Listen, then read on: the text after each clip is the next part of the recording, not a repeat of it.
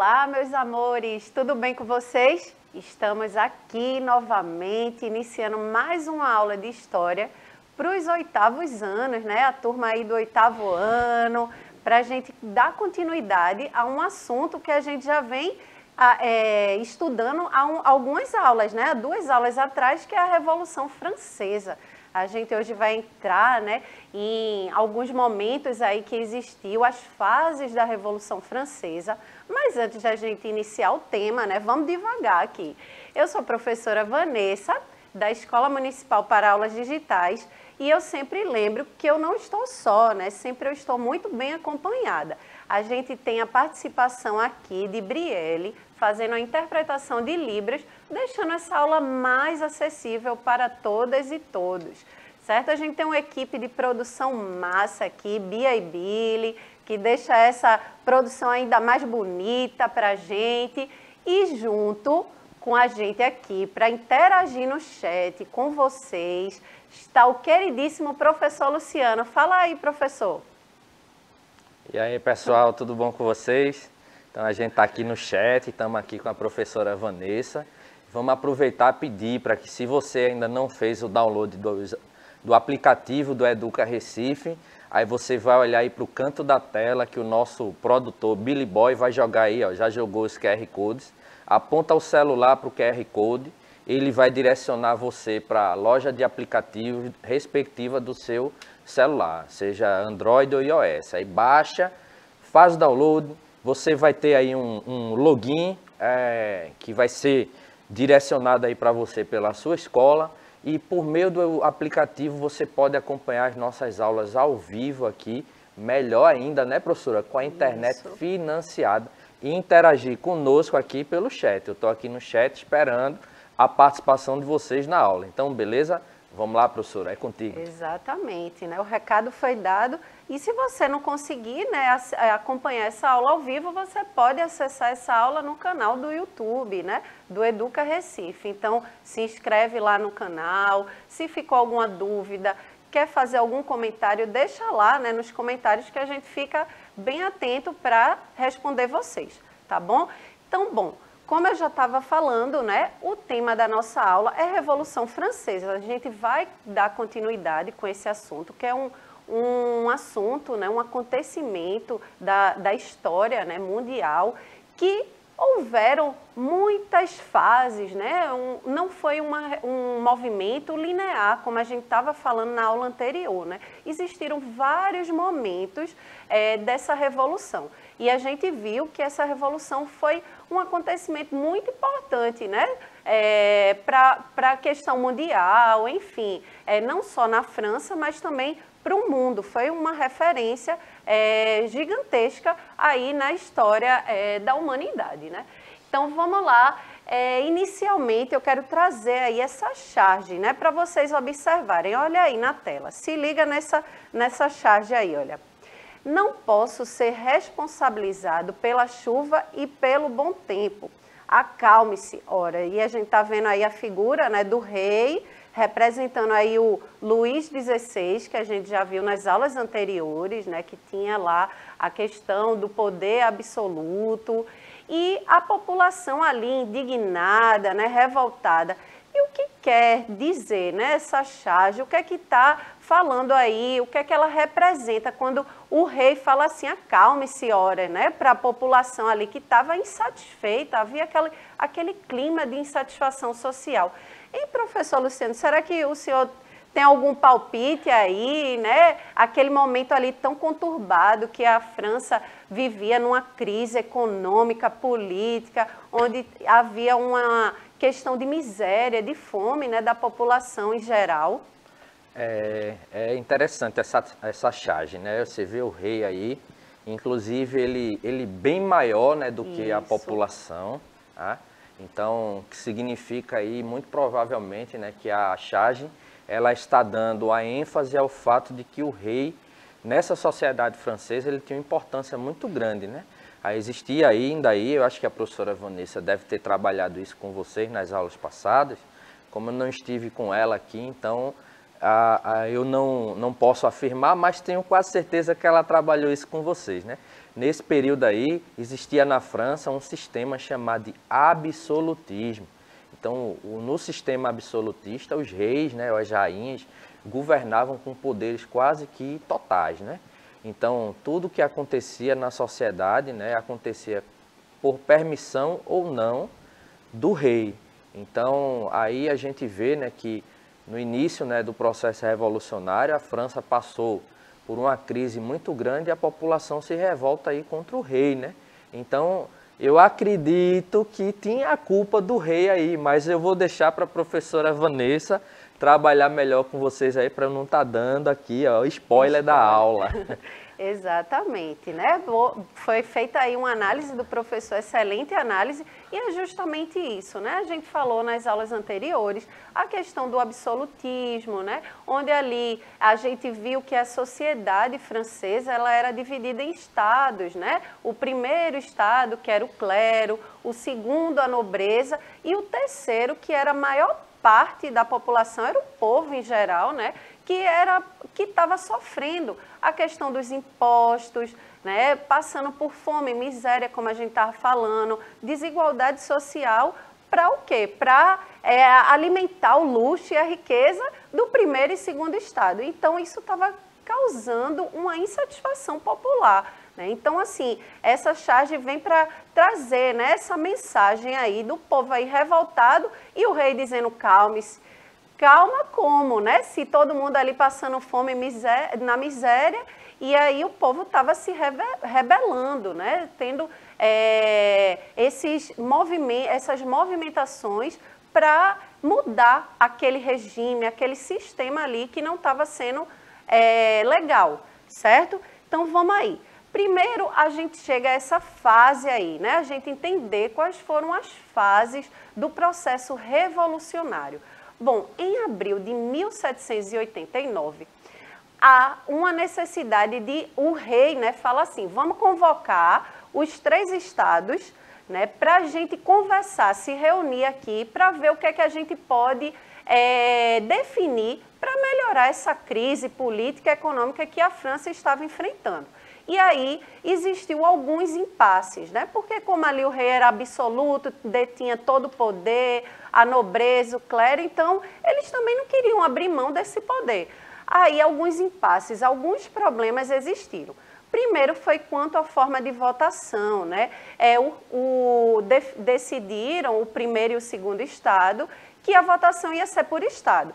Mas veja só, se o primeiro estado e o segundo se uniam, né, que era o clero e a nobreza, e o terceiro, que era maior, se votasse, ia ficar desigual ali, né? Isso é a força do primeiro e do segundo estado, e o terceiro, como era a maioria, votar por uma pessoa só poder votar, então não ia ser muito justo isso.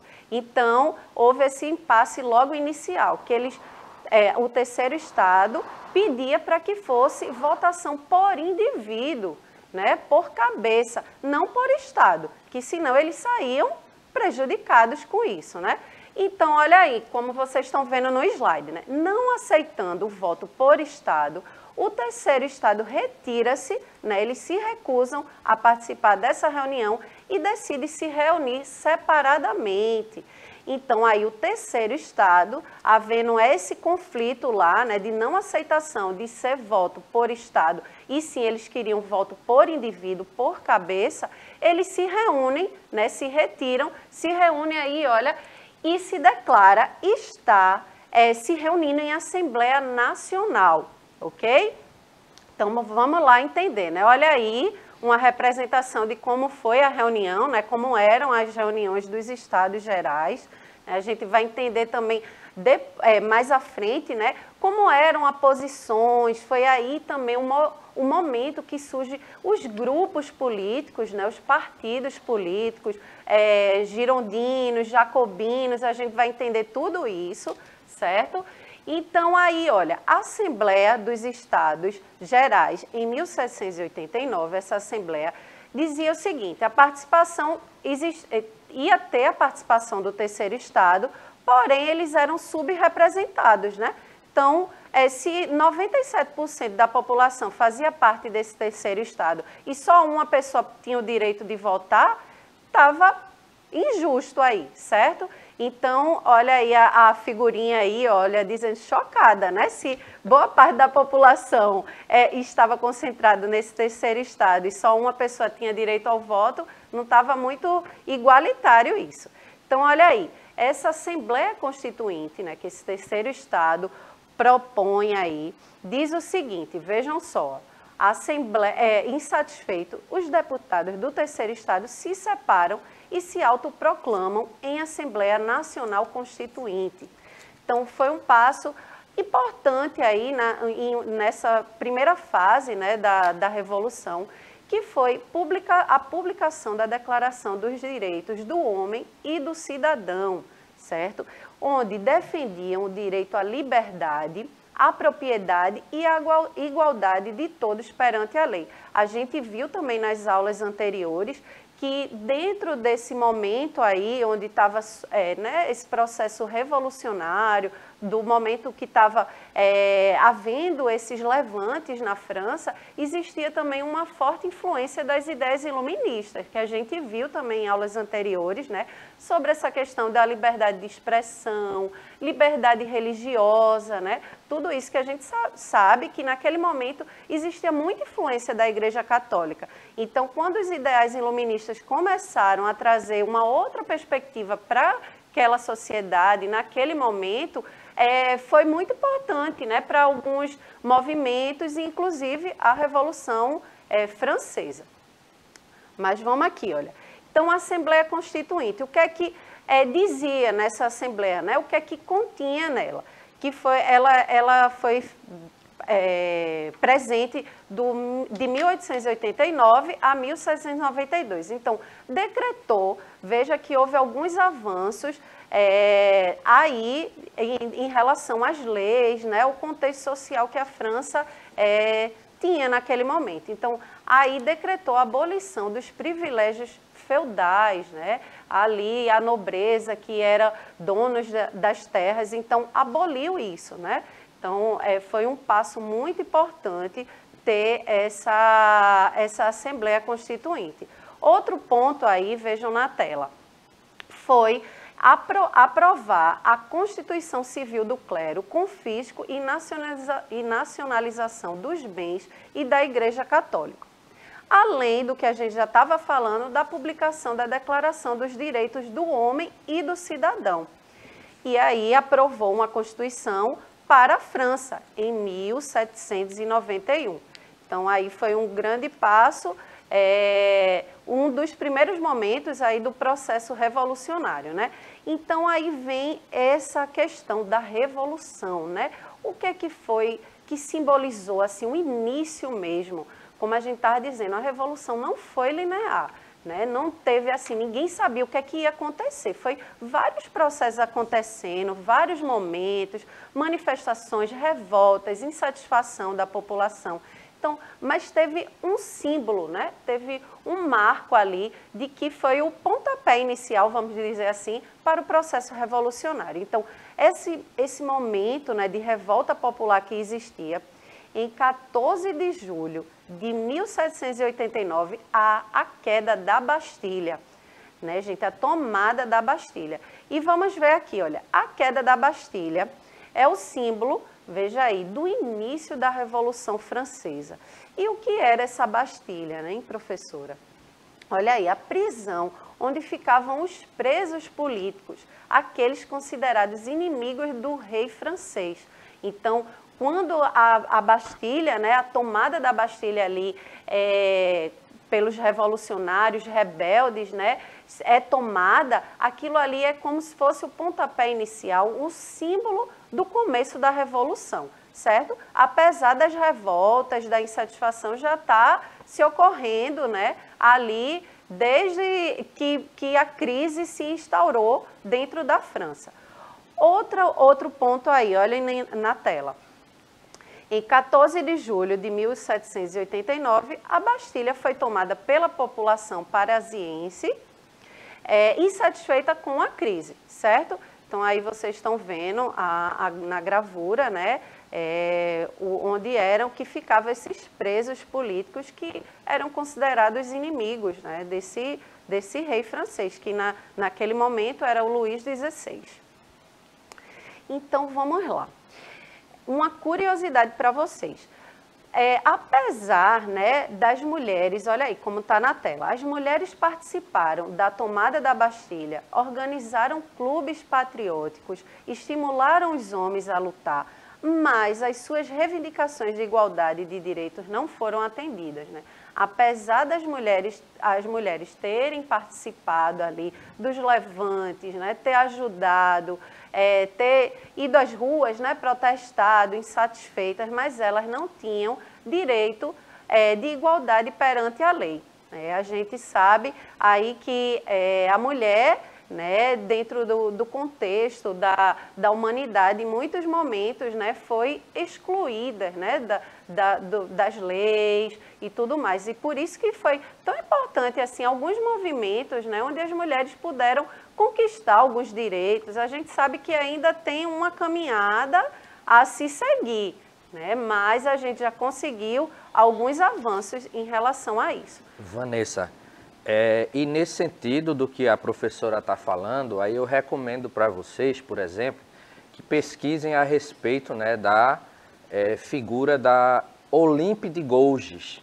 Olympe de Gouges, ela foi uma das mulheres, né, que participou ativamente desse processo, né, da Revolução em sua fase inicial, e quando houve a aprovação aí, né, a promulgação da Carta, né, dos Direitos Universais do Homem e do Cidadão, aí como uma das principais, né,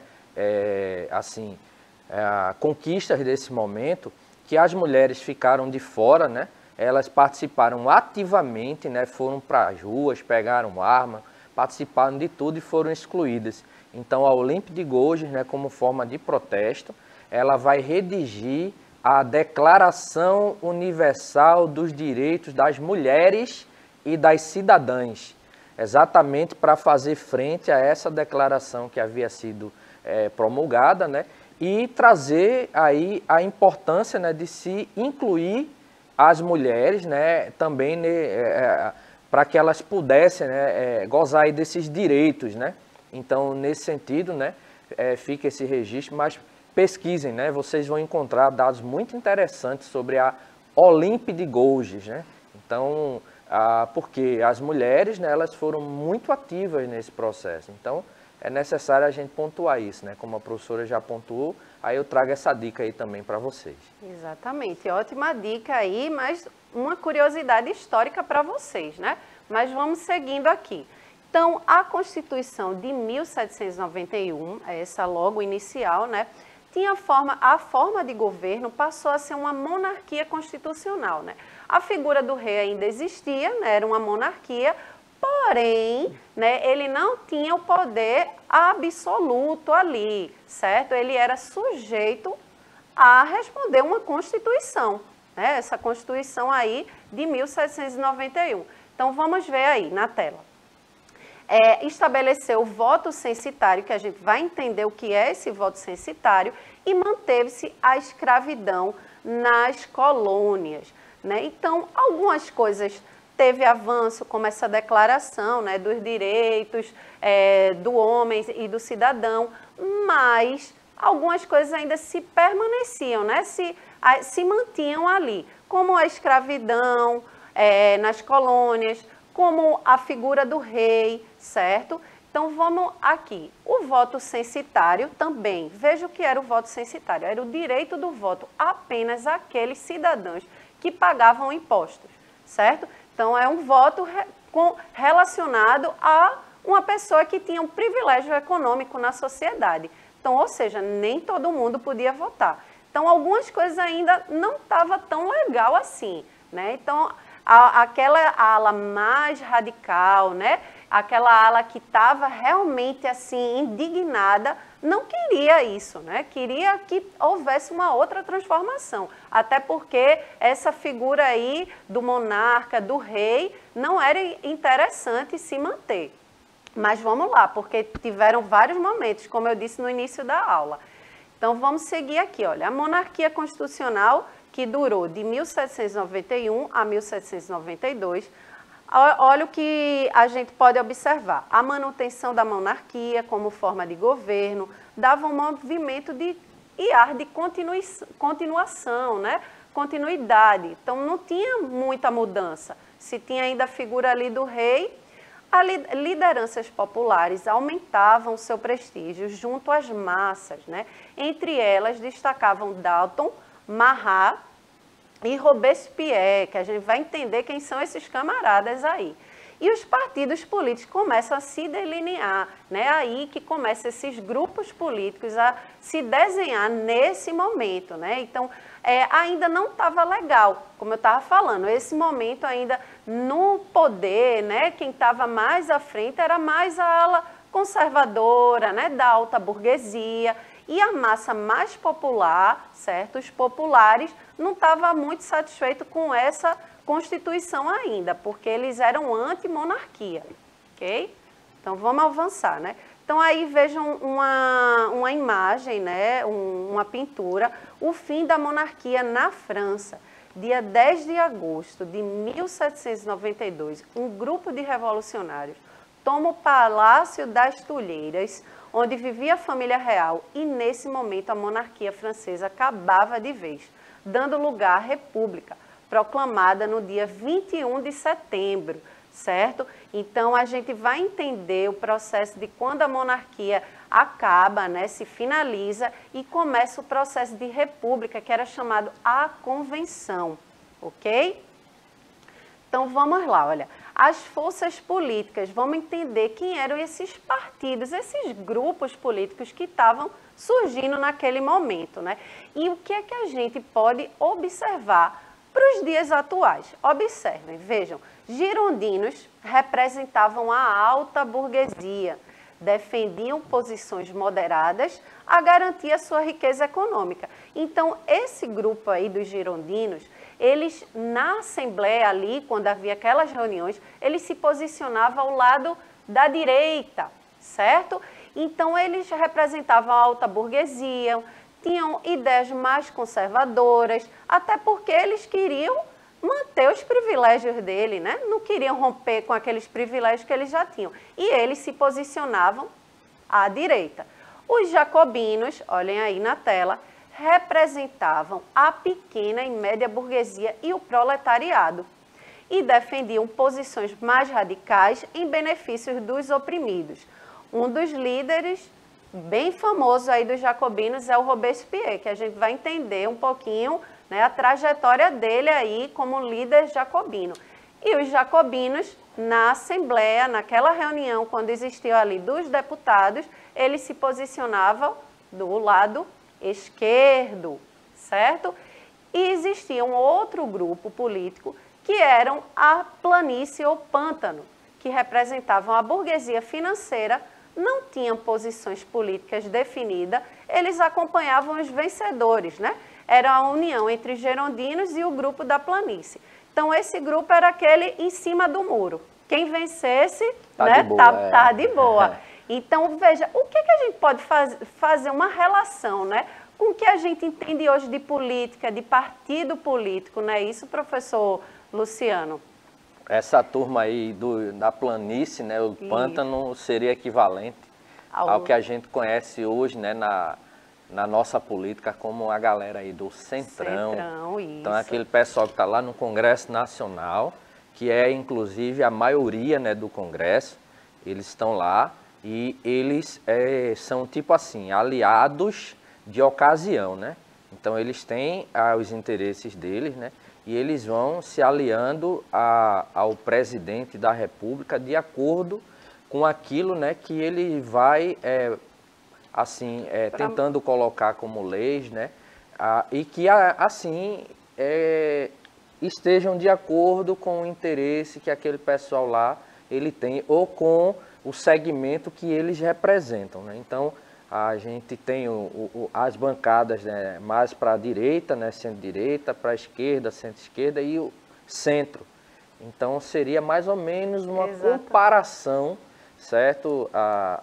Que a gente pode fazer, assim, uma comparação bem simples mesmo, com esse pessoal, né? A turma lá do Centrão. Exatamente, né? A gente pode fazer essa relação aí. E assim, era um grupo que estava ali querendo a manutenção dos privilégios, né? Se fosse para o lado da direita, ok. Se fosse para a esquerda, ok. Contanto que o privilégio dele ali ficasse mantido. Mas vamos lá, olha. Vocês sabiam que o termo esquerda deriva da Assembleia dos Estados Gerais, quando a nobreza sentou-se à direita do rei e o terceiro estado à sua esquerda? Olha aí o que a gente estava falando. O termo esquerda e direita permanecem conosco e são agora aplicados a facções e opiniões em toda a ordem política. Então, esse termo de partido de direita, partido de esquerda, originou-se daí, né, desse momento aí na França, que haviam essas assembleias e esses grupos, como eles se posicionavam nessa assembleia. Então surgiu daí essa ideia de direita e esquerda. Veja como a Revolução Francesa, né, a gente tem reflexos até os dias atuais. Bom, a gente está chegando ao fim dessa aula, a gente ainda vai continuar na próxima aula falando um pouco sobre Revolução Francesa, certo? Porque é um assunto maravilhoso, um assunto que a gente pode correlacionar com os dias atuais. E antes eu quero passar a palavra aqui para o professor Luciano para ele se despedir de vocês. É isso aí, gente. Estamos encerrando a aula. Eu quero aproveitar aqui para agradecer aqui também, ó, a participação, a presença aqui no chat, ó, do Matheus, Alana, o Ronald, certo? Então, estavam aqui no chat. É uma pena que o chat acabou de cair, né? Então, eles estavam aqui participando, mas olha, participem da aula, a gente dialoga aqui com vocês, a gente apresenta todas as colocações que vocês fizerem aqui para a professora. Hoje a gente não apresentou porque a gente não viu aqui muitas colocações aqui, né? Mas espero que tenham entendido a aula, essa aula maravilhosa aí da professora Vanessa, e na próxima semana estamos juntos de novo aqui, nesse mesmo horário, nesse mesmo canal, e é isso. Tchau, tchau, gente. É isso, gente. Eu vou ficando por aqui. Eu espero que vocês tenham gostado da aula. Um beijo e até a próxima semana. Tchau, tchau.